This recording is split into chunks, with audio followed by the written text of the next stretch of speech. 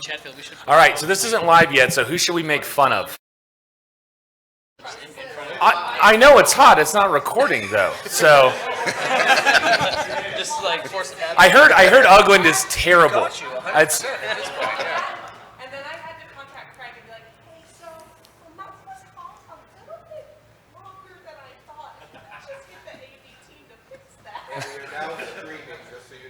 we were not saying anything bad about anyone in this industry before this started streaming. So let's open with that. People are awesome. This is the LitRP. What is that? I think that's what LitRPG panel. We're off to a great start. Well, literature role playing. If this is not the panel you want to be in, you should go someplace else, or you should stay here because this is better than any panel you're going to find anywhere else. Yeah.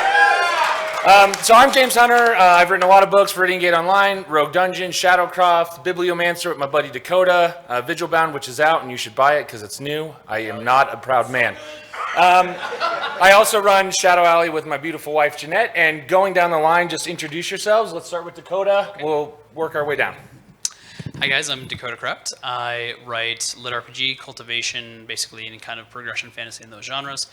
I am the owner and president of Mountaindale Press. We publish a whole bunch of authors, and yeah, lots of cool stuff there. So now on to Matt Dinniman.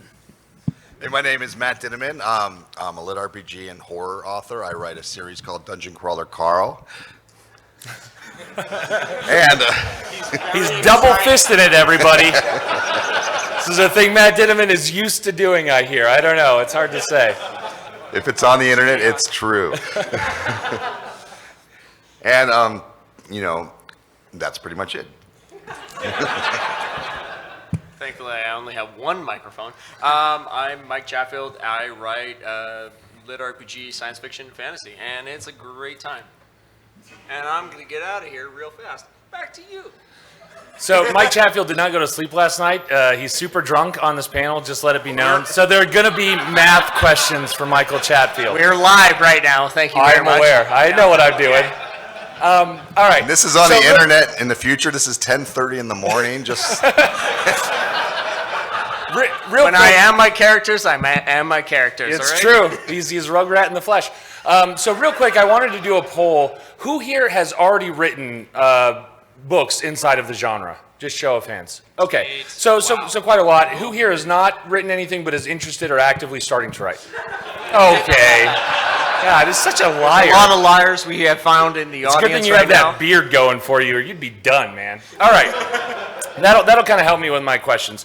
So just for the people who are kind of new here, we're going to kind of go through this part quick, but I'm going to have Dakota give us a concise definition of LitRPG for those who don't know what this is or are watching online and are not aware. It's all on you. No one else is going to help you. Is it because I'm always the one to do this? Yes, it is. Okay. That is why. Good. So I say that LitRPG is fantasy, epic fantasy, or science fiction that is bound by the rules of a video game, right? So it has hard rules. It has things that lines that you cannot cross without serious consequences. So it is a very hard magic system. No, that's perfect. And Dinniman, can you kind of give us the what is the difference? So GameLit is sort of come around, and now we have progression fantasy. Like, where do those fall on the spectrum of LitRPG versus all of those other things? How would you sort of classify those? Well, LitRPG is well known for having lots of numbers and actual numbers. Like, he is level 1. When he hits the goblin, it does 40 points of damage. GameLit is similar, but it has way less or no numbers whatsoever. And then progression fantasy is kind of a whole different animal altogether, where the only real metric is the person has to increase in power in some way. It's kind of an illusion. Yeah. Yeah, no, I think that's a great summary. One of the things that I hear a lot, because I think that a lot of the LitRPG that's out there tends to be fantasy-based, but it doesn't have to be. Chatfield, you have written a lot of stuff, especially on the sci-fi side, that's not. So can you kind of talk about how genre plays a role in sort of LitRPG or GameLit? Okay, so when you're dealing with any LitRPG, you got to do kind of system first, right? We've done Excel sheets, and we've done the master Excel sheets of if you do 1, 2, 3 level, then you have to build upon that, right? So it kind of like you have to oversimplify like leveling up and all that kind of stuff to make it easier to understand. If you want to do a lit RPG, you need to do the numbers. If you're doing GameLit, you need to go, hey, you have become like C class, D class, E class, all that kind of stuff of like, it's still the same system, just using it in a different way. Like science fiction is, okay, you're still leveling up, but you're just leveling up in a different way. In fantasy, you're going to be like, okay, my magic has increased. In science fiction, it's my ship has increased, right? So it's more materialistic in science fiction compared to fantasy. Still kind of the same, just equivalent, right? Like my nanobots. Could you do so? I mean, those are two straightforward examples. But what about things like horror or romance? I mean, you, Dinniman, you mentioned that like you're a horror author, and I feel like some of the stuff you've done definitely sort of falls in line with the horror GameLit side of things. So can you talk a little bit about that? To anyone who is listening, it's horror. Horror. What did I say? He's not a horror writer, right? He's a horror. Well, if you've read any of his stuff, Last night we had a harem question. It was like, nope, it's a little different. Well, agree to disagree, but no, I strongly feel any existing genre can be lit RPG. Some might be more difficult than others, but I have a book called Kaiju Battlefield Surgeon, which is pure horror. It's set in a survival horror style video game world, and I feel as if the system works really well. And I think horror lends itself. Dungeon Crawler Carl is horror. People don't realize that sometimes, but it is. there's a lot of very horrific things about it. I will say that as someone who's read the series. Yeah. But great times. Yeah. Absolutely. Also, another potential horror series that then became a super fun Oh series. man, no. Okay, so only apparently. Well, okay, so they know me a little too well. Years and years of talking about this stuff. I originally wrote Divine Dungeon as a horror, and I just failed. It just. It was the puns that did Yeah, it. It's so- Too funny. Well, I'm 'cause sorry. I was people. like, oh, and then he got a spike through the head, and it's like, and the dungeon burped. It was a delicious meal, and I just could not like keep the horror aspects because I was like, oh, that's so dark and so terrible, and I didn't realize like there are like set standards for genres. So, yeah, that was a thing. So LitRPG is a relatively new genre. I mean, it's really only been around since sort of like late 2014 and on, but it has exploded dramatically over the past few years. What do you guys think, and answer in any order, but what do you think is the appeal to readers? Why has this genre caught on in the way that it has and other genres haven't? Okay, so I think that we've dealt with a lot of video games, right? Like a lot of, okay, I need to level up. I see a number that changes and metrics that change of like, hey, I am now level 2 or whatever, right? Of experience on this thing. Like we've played so many video games, watched so many TV shows that goes, that would be super cool. Especially because you go, hey, this would be a lot of fun of like, I get to level up like baking. I get to level up like cooking a pot roast. I personally would like to do that because like I could actually then cook in the kitchen. But otherwise, it's like, okay, like you put in work and you get out a result and it's a national numerical value. Because then you can say, point to it and go like, I did that thing and it's kind of awesome. I would definitely say that there's a huge escapism element to it, right? So I don't know anyone that had like, oh my gosh, the last couple of years were just so fun. Like it was my favorite time I've ever been alive. So it has been something that's been really cool for that escapism. Like, why did we get this kind of pandemic instead of like a zombie apocalypse? That would have been so much more fun for like half of us, right? And A lot of target. yeah, right, exactly. And then you'd be like, all right, so I'm leveling up headshots today, you know. So just having that ability to put yourself in a situation that is more fun, right? Like if you're reading or listening or however you're like consuming that, you're getting that opportunity to like get out of whatever else is going on. And I know a lot of people that have had situations over the last few years where they're just like, man, this has given me what I need in like terms of humor, in terms of fun, in terms of like seeing that feedback, like, hey, if I go to the gym, I'm gonna like give myself points for every plate that I add on to it or something else. Like they're gamifying their own lives based off of what we're doing, and that's something that's really cool. Now, real quick before you answer, because I want you to be my counterpoint here, because like reading through DCC, like it is fun. It's a fun read, but it's also dark AF, right? I mean, it's like unfettered capitalism unleashed on the galaxy, and just like the horrific nightmares of that. So it doesn't. When I read through it, it did not feel like escapism to me, and yet it was also really rewarding. So, kind of, what's your take on that? Well, to answer the earlier question and this question at the same time, when he talks about the video game aspect, back before, people who hadn't really read much before, they kind of got a lot of kids got their start in comic books, and that still happens today. But I mean, how many times do we hear people come up to us and say, hey, I've never read anything before. I haven't read something since high school when something I had to read. And it's a good, LitRPG has become this big gateway for a lot of younger folks who haven't been readers to just start reading, and then from there they start exploring like classics and other genres. But escapism is always a part of it, but it's also the adventure aspect, and people like me who would love the horror from the Tales from the Crypt horror comics, those aren't necessarily escapism. I like watching heads explode, that sort of thing. And there's room for all of us, the pessimists and the optimists. I can hear a laugh going on. I can't finish the sentence. No, that's great. So going to something that you do, I think all of you do this really, really well. I think Chatfield, especially your crafting system is always top notch. Dakota is known for his excellent sort of in-depth sort of mechanic building. Matt is just a degenerate on the panel, but you've done all right for yourself, I guess. So let's talk about how you build a system that makes sense and is going to be engaging for readers, because that's obviously the backbone of LitRPG and GameLit. So how do you go about doing that? Do you do it before? Do you do it in process? And we'll start with Dakota and just kind of work our way down. So for anyone who wasn't there, I just did a 34-minute presentation on this, and I had 45 minutes, so I had lots of time for questions. But essentially, I like to say that it's a system-first series creation, right?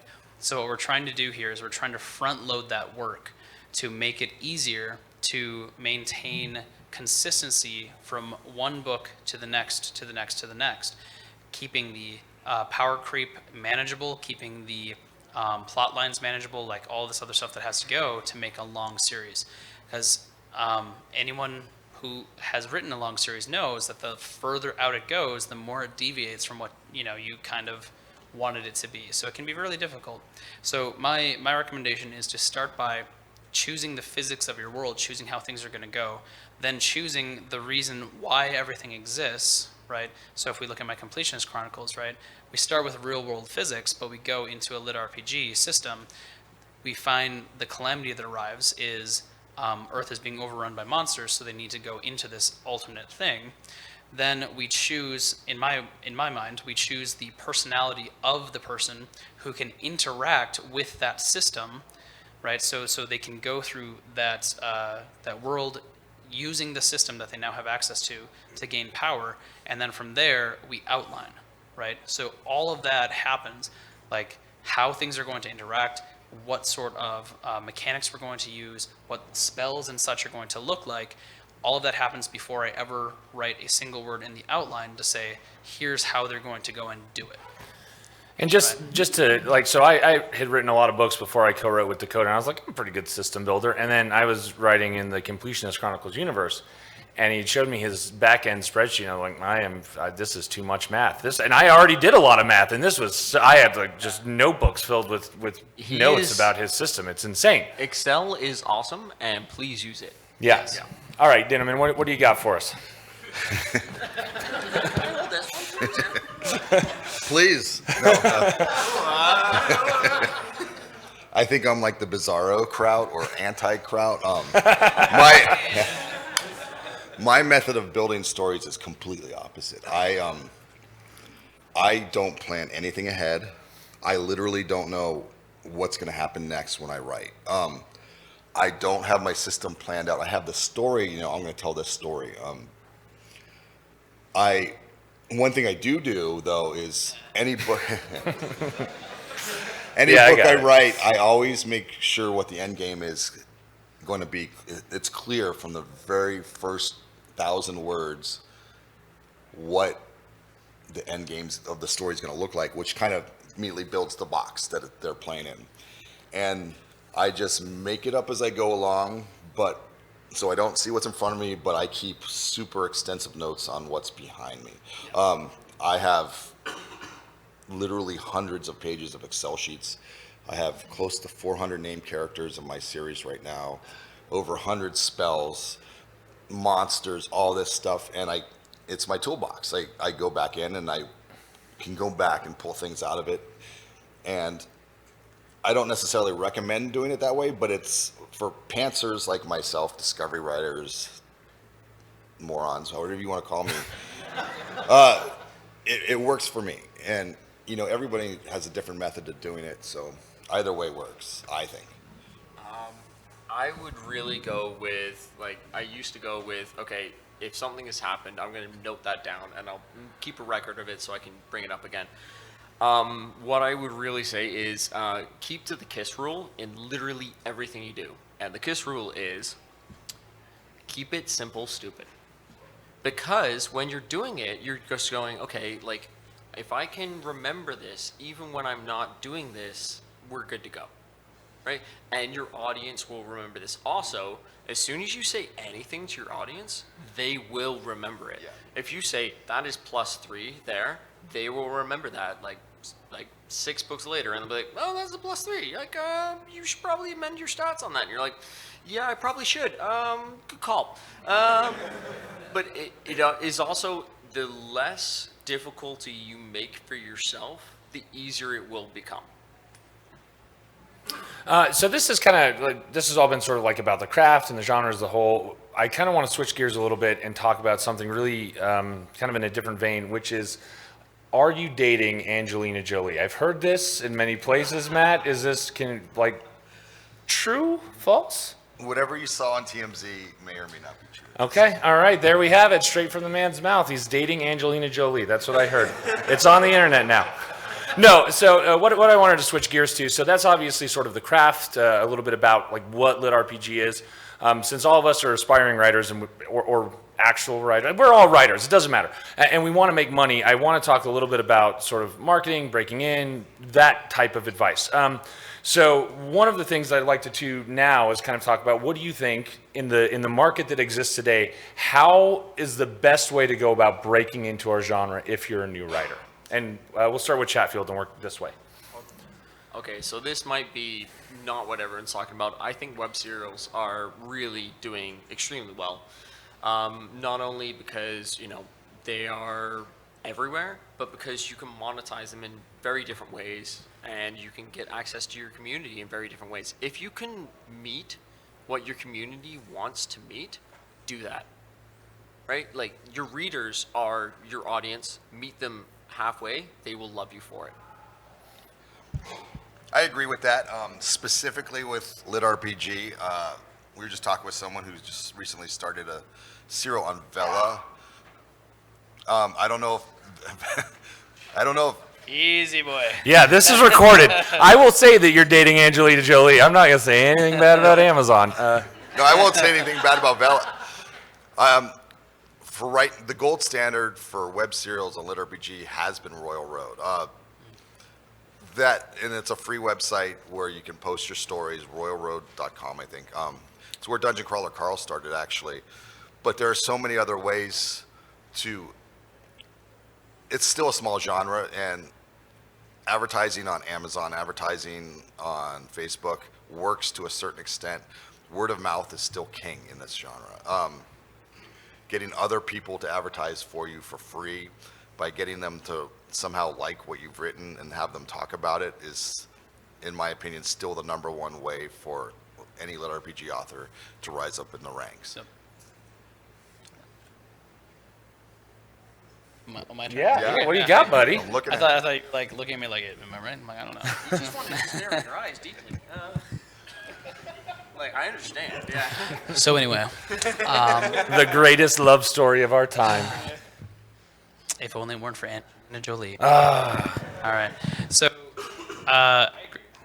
Hello. Okay, there we go. So yeah, I agree with that. You know, it is almost entirely word of mouth, and part of that is we don't have our own genre. Like we don't have our own categories, right? So we have to kind of piecemeal throw our stuff into whatever works and hope for the best, and then it's almost like guerrilla fighting tactics where we're all like, hey, we'll meet up over here at this base and we'll talk about what we're going to do, where our next point of attack is going to be. It's going to be great. But when it comes to like building your audience, like the audience is your fans, right? So this is cool, like coming here and talking to authors and like doing newsletter swaps or whatever else it is that you're going to do for cross promotion. That's great. But also remember, like you need to build a base where your fans can come and find you, because it is ridiculously hard to market what we do, right? It is like advertising and all this other stuff. They make it, I mean, it's hard right now for our specific genres. Especially if there's the ceiling instead of a floor. Okay. We'll get back to that in a second, but I don't know what that is. So He's very drunk, remember? No, so no, just no. give, just like. I had breakfast with him. He's fine. So like you know, you had to mobilize your fan base, right? You had to get them working on your behalf for you, right? You have to get out there and get them to tell other people about your books, tell them to come back and join your Facebook groups, your TikTok, your Instagram, whatever it is, wherever it is that you are hosting your stuff, right? So where your fans meet, you need to get people there, right? And so that's, you know, relational marketing. So if you look at relational marketing through actionable gamification, that's one of the talks I did here, and it's, I mean, I think everyone would have to watch it because there was no one there. Oh, no. So tell us more about ceilings and floors. Okay. I don't know what that means either, so. No, I 100% agree with everything Dakota's saying. And I also think that we kind of have a problem with, like, there is a ceiling, because there is, like, so many people who know about where we are. Everyone's like, okay, it's a huge genre and all this kind of stuff. Yes, within, like, a thing of, you know, the very voracious readers. They love this kind of content, but we cannot produce enough to satisfy this. And so whenever you do a promotion on this kind of stuff, you can't satisfy them, because they're like, I've read all of this. I have loved this. This is great stuff, but I need more.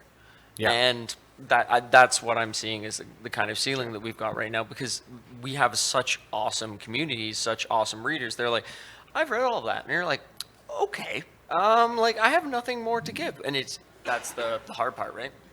Sure, yeah. Did you have something you wanted to add? So one of the things that I've heard a lot about, and I think this comes up every year at 20Books, is sort of the Amazon exclusive versus the wide marketplace. And there's a lot of people that are pushing, oh, you should be wide. Things are changing in the wide marketplace. So I just kind of wanted to poll you guys and see, like, what are your thoughts? I know Dakota's doing some interesting things with direct sales from the Mountaindale website. But in terms of, like, where do you think LitRPG readers are? You know, is it in KU? How does that reflect your sales? Have you had success on other platforms outside of Amazon? And we'll start with Dakota and work this way. Sure. All available data says that as it stands, the readership is all Kindle Unlimited, right? I mean, like 95 to 98%. Crazy amounts, that's where the readership is. Audio, almost everyone wants it on Audible. Now, like you said, well, I guess you didn't say this in my head, I was saying this. We have a really tech-savvy readership, right? So they're not super opposed to having a nice place, like a nice app or like a website or something else where they can easily access it to support the author in a more direct way, right? So I don't know if you guys all have websites or if you are working with a publisher who does have a website, but something that I think everyone should consider is like merchandise, right? So it doesn't have to be crazy things like, oh, I'm going to make pins and pens and baubles and bits and bobs. You know, like, it doesn't matter for that stuff, but like have a couple of things where your fans can come and be like, hey, I'm going to get a signed paperback or a signed hardcover from you. And while I'm here, look, I see a super cool Dakota Krout hat. I'm going to wear that because it's starting to get cold out. Moundaindalepress.store, right? But yeah, I mean, like you can have your people come there and you can upsell them on things more than just you think they want. If you have it available, there are people that are going to want to be a part of it. So I recommend like all sorts of revenue streams. I highly recommend Patreon, right? Or something like it, like Buy Me a Coffee, I think is what one of you guys does, right? Yeah, no, maybe not. Something like that. Yeah. So like you never know what is worth their money to them, right? So if you are worried about what you think they should be giving you, just make it available and see if they want it. That's all you can do, right? And usually you're gonna be very, very surprised. Yeah, I agree with that. The final product is the book that comes out on Amazon for me. And on Amazon for the book, not the Audible, Kindle Unlimited is anywhere between 70 and 80% of my income each month. And not all genres are like that, but this genre is very, very heavily into it. And the best way for me to diversify that, in addition to Audible, before that, I first post all my chapters on Patreon. I have a Patreon that has 1-point-something thousand followers, and a decent amount each month of money. And then those are like the super motivated fans that really want to support me. Then I post it for free on Royal Road still. Then I have to take it off of all those platforms when I go into Kindle Unlimited. And I've found that these are different groups of people too. So like the people who read on Royal Road, you're not cannibalizing sales from Amazon further down the road. All you're doing is generating more buzz and getting, slightly more income streams. And again, having merch is great. People, if they really connect with your story, they want to support you. And Royal Road's also a great a driver to Patreon. Like Royal Road has made it really easy to integrate your Patreon setup with Royal Road. So like that's a great way to drive traffic and over. that's where I started. I started before I had a Patreon. I started at Royal Road, and I had X number of followers. And someone said, "Well, maybe you should start a Patreon." And I would very much say, like, if you know your community, go where they are. So if they're on Kickstarter, if they're on Patreon, go there. Go and chat with them. Also, really talking to your community can be a huge thing. Yep. Because you go, what do you want? Do you want a paperback? Do you want a signed copy? All that kind of stuff. And really, like, the entire business is you are meeting your readers' needs. If they want to have a hardcover, if they want to have that hardcover with a dust jacket on it, just go, hey, we really want to meet this. Like, we're here for you. Let's have a fun time with this. And also, I would really want to turn this back over to James because I think you've got a good answer for this as well. I don't even remember what the question was. Well, Can someone remind me? You're doing good. I was just like 1,000-yard gaze. It's no. I agree. I talk to a lot of authors in diverse genres that do really well wide, but even the authors that I talk to that have very robust sales wide, I have never heard of an author that does more than 30% off Amazon. So 70% of their income is coming from Amazon, and that's very high end. Most of it is 15 to 20%, which means that all those other platforms combined are only going to bring you 15 to 20% of what you can make on Amazon. So if, like Matt or like us, your KU income is over 50%, it's going to be very, very difficult to match those numbers off platform. I love Amazon. I'm not with Amazon for idealistic reasons. They pay me the most. And when those other platforms can create that readership and that value add, I will consider them. But for right now, in our genre, I think that it would be very, very hard pressed to find something that's going to give you a competitive edge like KU will. And so many readers just aren't going to pick it up. We have about 15 minutes. I have lots of other questions, so if you don't have questions, I'll just gab and we'll gab. But I'm gonna, if you have a specific question, just go to the microphone. You have to talk to the microphone so that it gets on the recording. But do so, and we'll do our best to answer. Yes, go ahead, Patrick, my best friend. Hey, hey guys, my new best friend. Real quick, belated happy birthday, Michael. Let's go, make some noise. Thank you. If you see him, buy him a shot. He would definitely appreciate that right now. It's going to keep them going. I love my friends, wherever they may be. My real question is, do you guys plan your releases around the zeitgeist of like what's happening in the culture right now? House of Dragons was I think it just finished up. World of Warcraft has a dragon-based expansion coming out November 28th. Do you ever try to release a book to hit that market when the particular title, brand, subject matter is really hot at that moment? Yeah, great So- question. And anyone, So feel the free to question answer. the question is, do I plan to compete with my actual competitors? Right. I was going more with the striking the iron while it's hot, but that's also another way Sure. to look at it. Glass half empty. Right. So so what I see as competitors are the things that bring people away from reading. Right. So I don't know if anyone here has ever tried to launch right next to an election, but that sucks. So no, actually, oftentimes it's the other way around, where we're like, hey, I'm going to release this, and it's going to be super awesome. It's going to catch on really awesomely, and then something happens that makes it really uncomfortable. For instance, in my series Completionist Chronicles, there's this great song called "War Crimes Are Fun," and that book went out right as like Russia invaded Ukraine. So all my shirts that were like war crimes are fun and it's never a war crime the first time, I was like, okay, we should probably put those on hold. Put those in the closet for now. Really like easy. You're going to have to send one to Jeanette now, obviously.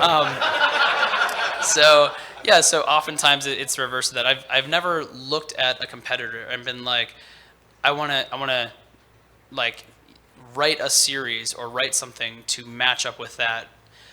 Usually it's like, hey, that's already taken. I'm gonna find a different niche that I think is gonna be underserved because everyone else is gonna be rushing to do like sparkly vampires today, you know? Yeah. So that's Any just other me. thoughts on this end of the table? Yeah, I don't, like you said, I wouldn't do it on a holiday or anything like that. I don't usually look at actual pop culture. Sometimes I'll look at what other books are already announced for that particular day, but usually it doesn't sway me one way or the other. For financial reasons, I tend to release on the last day of the month, or the second to last day of the month, or the first or second day of the month. But other than that, no, not really. And there's only 12 months, so. 12 shots, right?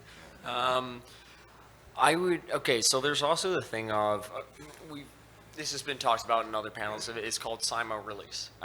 You have your audiobook and ebook coming out at the same time, and we have seen the statistics of, okay, that's actually going to help you out. Please. Matt disagrees, but continue. Okay, I do disagree. totally fine. That's its own conversation. Matt disagrees, which is totally fine. I like to stir the pot. That's my whole thing. Is just like chaos. I'm just gonna hold this over here. But no, like, you know what? Like, my numbers have shown that like doing SIMO release has helped me out. This is just like, okay, so if I can do the two things at the same time, it's great. But sometimes audio can actually slow down ebook just because of the production, because you have to have the ebook done before the audio is done, and so that can kind of mess with it. But you really have to kind of figure that out for yourself of like, see if your like audio audience is like, hey, I want this 100%, and your ebook audience is like, I really want this too. Like, of course they do, but it is just like having a SIMO is great. Sometimes it will not work. Understand that, plan around that, you can do well. Does that answer your question? Yeah, thanks so much. I appreciate it, guys. Thank you, Patrick. Yes, Al, what do you got for us? Hi, I want to say thank you to Matt for letting me know that I can drop F-bombs with impunity in my LitRPG. Thank you. That's the real piece of advice he's been imparting You this are weekend. fucking welcome. But actually, my question is, so I recently started reading LitRPG because of this man right here. And he sent me down a rabbit hole of just, I was in Greece recently, and my husband's like, we're on a cruise, why do you have your nose stuck in a book? And I was reading LitRPG. But anyway, so I read all of them from, you know, the stuff with the really crunchy stats, because I play MMOs way too much. And I also like the progression. Have you noticed that despite what subgenre of lit RPG, that people just like all of it, or do they seem to prefer one type to another? Or because I'm in the process, I actually got up at 5:30 this morning and outlined my lit RPG because I'm so excited about it. And I haven't done the crunchy stuff yet. So this is like the crunchy versus creamy sort of Yeah. question. We're going to get to the juice, all right? Nobody ruined the God, juice for me. I have an Damn it, answer for the James. juice. I Okay, do. let's hear the Okay. juice. I do. Peanut butter at this point? Like, what? I don't know. There are fans of both. Lit RPG as a whole, if you picked up any random lit RPG book from, say, 2017, when it was still pretty young, you would find way more numbers. The core group that consisted of the readers then, they love that stuff. And if you write a book that's super crunchy, it's like a nightmare to record on Audible. But that sort of thing, it has its fans. I have slightly less numbers in mine, and that has its fans as well. Luckily, this genre is growing so much that there's fans of everything. It blew my mind at one of these conferences a few years ago, and I was talking to a fan, and he's talking about the endorphin rush he gets just from reading the numbers. He was like, I skip all the dialogue. I just go straight to the fights. I have a review in there in one of my Dungeon Crawler Carl books. It's a poor review, and it says, I skip all the dialogue and other things, and this book doesn't make any sense. 3 stars. Yeah. There's people that are just, yeah. It's not a game manual, but some people like that aspect. And I just recently noticed there's this new trend. People are writing world building books and publishing them on Amazon, and all they're like travel manuals for places that don't exist. And it's just like, there's no story, there's no plot, there's no characters, there's no dialogue. It's just descriptions of a world. So there's some, everyone's out there. We all have different fetishes. That's an interesting way to phrase that, Matt. Anybody else? Some like it crunchy. I'm sorry, what? It was creamy. Yeah, definitely creamy. Anyone else have any thoughts on sort of like subgenre within lit RPG? Does everyone read everything or anything like that? It's not published yet. You know what? I think it's kind of becoming like, science fiction, lit RPG, fantasy, lit RPG, right? Was what we were talking about at the beginning. Now it's become lit RPG, and then after it's becoming science fiction, after it's becoming fantasy, or Portal, or what was it, Wargate? Like Portal fantasy, all of these kinds of different things. Dungeon core, post-apocalyptic, monster reincarnated, transmigration, farmer, yeah. Yeah, like it's becoming, like if you have stats or it's a gamified system and you're having fun with it and people are progressing, do it. Just, like I always say this, if you're having fun, the reader's having fun, just keep doing it because they will love it and they will eat it up and they're just going to have fun with it. Nowadays, a lot less numbers. And also, your narrators will super thank you for it, because there is a lot of numbers in the old stat sheets, and I know that because we had tons of them. But you can also kind of slim that down of you have your stat sheet, and then after it you have this is what's happened, and with your narrators you change that and say here's what happened. That can help out a lot with the audiobook stuff, and then you can go if you want to have the numbers and you glance on it in an ebook, you're good. If you are in an audiobook, you kind of want to jump ahead a little bit more. And so having that little snippet of, we've done this, jump on more. Kind of weird, but it's just it's kind of a little bit of a hack to jump on. Like that. Does that answer your question now? It does, thanks. Okay, thank you. Yes, sir, what do you have for us? How's it going, guys? You spoke briefly about, just recently, about genres within lit RPG. How much crossover do you feel there is between GameLit and LitRPG in terms of the audience? Do you feel like it's essentially the same audience? Is the audience educated enough to know the difference between the two terms? Does it matter to them? I mean, they are educated enough, but I don't think it matters all that much, right? I think people have their favorites. Like, yeah, they have their preferred style, right? But I don't think I've actually run into anyone who says, I'm not going to read this because it has stats. I'm only reading GameLit. Like, I just don't run into that. Sure. There are certain subgenres that are much less popular. Like superhero subgenre in LitRPG is just, for some reason, it just doesn't take off, right? And at least that's what I've seen, right? Huh? Doesn't take off, yeah. Can't fly. Yeah. Too meta, man. Right. You should write with more puns, Dakota. You Yeah. seem I to do what I have an knack can. for it. Yeah. Yeah. So I think they're educated enough. I just don't think it matters. Fuck you too. Sorry. No, not you. It's the whole thing. Me and this sign have been going back and forth. Does that answer your question? Yeah. Further thoughts from anyone else, or Yeah. Well, like again, there's people who prefer. Some people prefer more stats. There are people who get super picky. You see on the forums, they'll be like, "I want a book where there's a character that meets a girl with blonde hair and he focuses on, punching attacks." Okay. You should probably just write that yourself, I think. Yeah. Right. So there's a lot of people like that, but generally, I think the fans, as like a tribe, they go back and forth between how crunchy or creamy a book is. here we go again. So we have just a few minutes left. I want to start with Michael Chatfield. More questions? I'm sorry. I have didn't mean one to rush quick you. one and one that may be a little more involved. Dakota, you said the further out a series goes, the further it diverges from the original idea.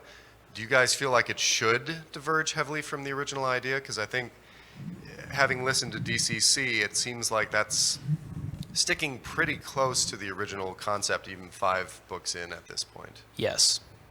You think it should? And is that just to keep things interesting for the So reader? a big part of it is to meet the expectations of the genre, right? So he's not writing, rescuing the cat from the surface of the world anymore. He's going down deeper into the dungeon, right? And as he goes down, there are new challenges and other things. Sure. And I'm sure that at least that is partially influenced by the rest of the genre in some way or another. Maybe not, I don't know. Like, he might live in a closed box most of the time. But for me, I read a huge amount of our genre, right? Like, I might not be able to see someone's face, that especially if I've never met them in person. But if they're like, "Hey, I write this book," I might be like, "Oh wow, I know that book and some of the details of it," because I like to read that. I like to see what works in the genre. I like to see what is effective and what is popular, and I want to mimic elements of that in what I do as my series goes further along to maintain relevance to the genre at that moment, right? So I'm not writing for the genre, to the genre. I'm just writing to kind of the expectations.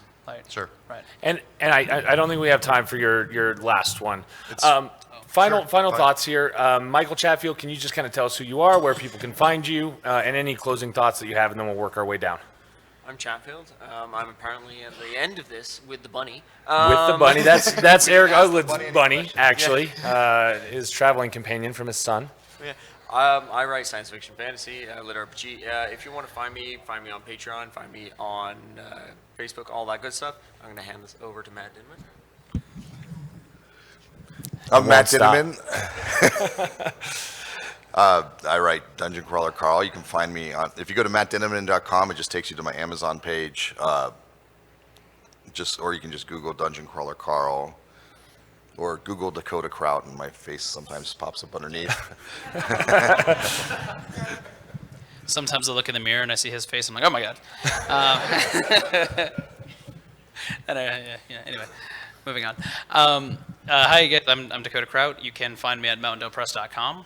You can find me on Amazon. Just if you're looking for me there, just look at the bestseller list, and then. No, just kidding. You can find me Patreon. You can find me Twitter, TikTok, all over. I'm pretty much any social media that is widely known. I'm pretty much there. So. Yeah. So I'm James Hunter. You can find me on Amazon, on Facebook, at shadowalleypress.com.